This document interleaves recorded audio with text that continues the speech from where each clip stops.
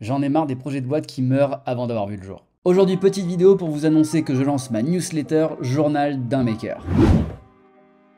Le concept, je vais lancer tous les mois une application, un micro-business, en le développant avec Bubble et vous partager tous les coulisses. Comment je trouve mes idées, comment je design mon MVP, comment je fais la promotion du produit et surtout comment je trouve mes premiers utilisateurs et mes premiers clients.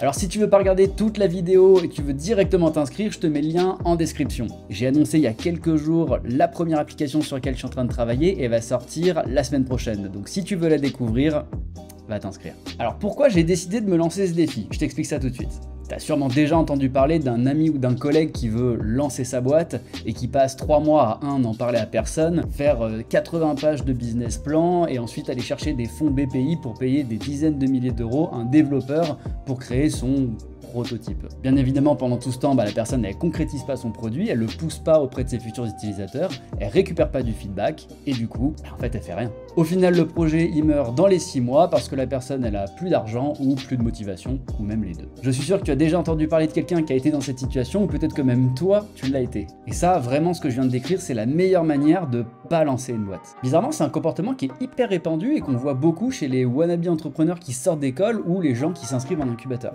Et je le sais, j'ai été coach en incubateur. C'est comme s'il y avait une force invisible qui poussait les gens à tout faire sauf le principal, c'est-à-dire créer un produit et voir s'il répond à une problématique sur le marché.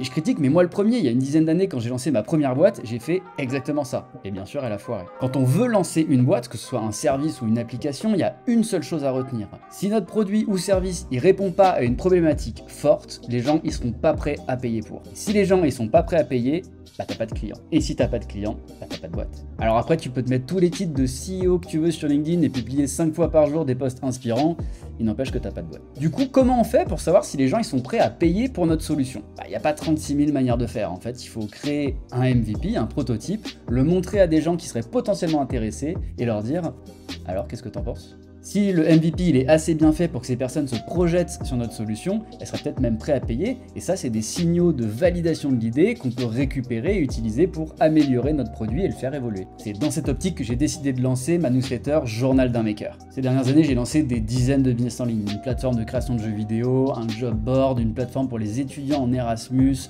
une marque de thé bio, une app de mise en relation entre entrepreneurs. Bref, j'en ai lancé énormément, il y a eu plein de flops, il y a eu quelques réussites, mais lancer tous ces projets, ça m'a permis d'acquérir certaines méthodes que maintenant je réplique pour mes clients ou pour mes propres business, qui me permettent de lancer rapidement et de valider surtout rapidement mes idées, pour savoir si elles ont du potentiel ou non. À travers cette newsletter, j'ai vraiment envie de vous partager ces méthodes pour permettre d'éviter les situations que je vous ai décrites juste un peu auparavant, c'est-à-dire des personnes qui font tout et n'importe quoi, mais qui en fait ne lancent pas de boîte. Et c'est dommage parce que parfois il y a des bonnes idées. Oui, on peut lancer un business en quelques semaines sans forcément être un développeur de génie, sans avoir 10 000 euros à sa disposition et un CTO en associé.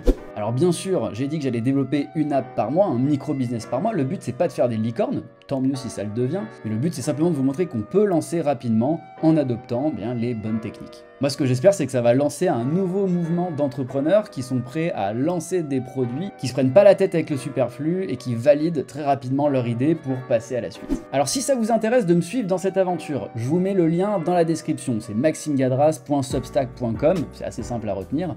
Vous vous inscrivez, vous pouvez aller consulter les archives des emails que j'ai déjà publiés. Moi, ce que je vais faire, c'est que toutes les semaines, je vais vous tenir au courant de l'avancée du développement de l'application en cours, vous tenir au courant des chiffres, des actions que j'ai menées sur la semaine précédente.